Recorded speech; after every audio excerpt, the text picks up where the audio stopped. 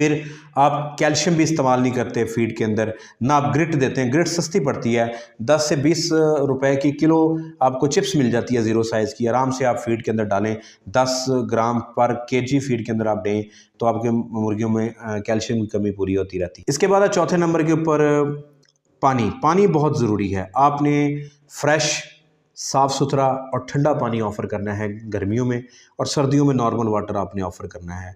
और ये बड़ा ज़रूरी है, पानी की कमी को पूरा करने के लिए पानी के टेम्परेचर का बेहतर होना बहुत ज़रूरी होता है। पाँचवा पॉइंट है कि आपको इसके डिज़ीज़ का पता होना चाहिए, इसकी डिज़ीज़ और हेल्थ मैनेजमेंट का आपको पता होना चाहिए। बहुत सारे मसाइल इस वजह से पैदा होते हैं